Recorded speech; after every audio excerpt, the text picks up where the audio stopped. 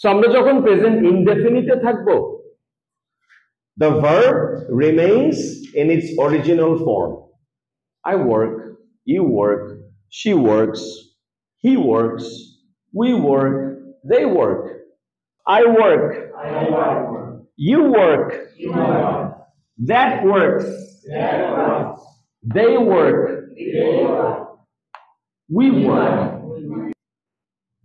You একটা কেন এখানে? ইংলিশে তুমি, আপনি, তোমরা সব হচ্ছে জাস্ট একটা শব্দ দিয়ে ইউ। সো তুমি কাজ করো, ইউ ওয়ার্ক, তোমরা কাজ করো, ইউ ওয়ার্ক। তুমি তোমরা একটা ওয়ার্ড দিয়ে ইংলিশে তুমির কোনো প্লুরাল নাই। টাইমের আরেকটা পার্ট আছে, যেটা হচ্ছে এখন চলমান, বর্তমানে চলছে, যেটা আমি করতেছি, এটাকে বলে কি? Continuous, right? কন্টিনিউয়াস। এই কন্টিনিউয়াসে কি হয়? ভার্বের সাথে একটা আইএনজি যোগ হবে। আপনাদের অনেকের প্রিয় এই আইএনজি, হুদাই ভার্বের সাথে আইএনজি একটা লাগায় বসে থাকেন। আইএনজি লাগায় দেন কিন্তু অক্সিলারি লাগান না। একটা জিনিস মনে রাখবেন, আমরা যখন একটা ভার্বের সাথে আইএনজি লাগাবো, দ্যাট মিন্স আমরা যখন এটাকে কন্টিনিউয়াস করব, এই আইএনজিটাকে সাপোর্ট দেওয়ার জন্য একটা অক্সিলারি লাগবে। অক্সিলারি মানে কি? অতিরিক্ত, সাহায্যকারী, অতিরিক্ত, রাইট? তো ও কাকে সাহায্য করবে? মেইন ভার্বের যে, ও সবাইকে সাহায্য করবে। আসলে ও সাবজেক্টকে সাহায্য করবে, ও ভার্বকে সাহায্য করবে, যার কারণে হচ্ছে এদের কাজ। হ্যাঁ শাহিন বলো। I am working, yes, ঠিক আছে। সো চলেন একটু প্র্যাকটিস করি। I am working, you are working, he is working, they are working, we are working. So দেখেন, আবার যাই, হ্যাঁ আবার যাই।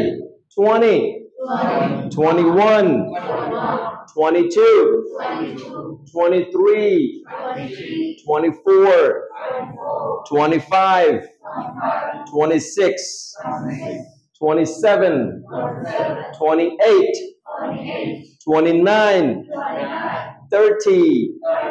খেয়াল করবেন, আমি কিন্তু 30 বলি নাই। আপনাদেরকে সারা জীবন শিখাইছে, হ্যাঁ সারা জীবন শিখাইছে এইটা 30। নো, সফট করে ফেলেন। প্রথমটা ডাইরেক্ট বাংলার ত দিয়ে বলবেন, পরেরটা আপনারা ছ দিয়ে বলবেন 30। নো, ছ ভুলে যান, 30, রাইট?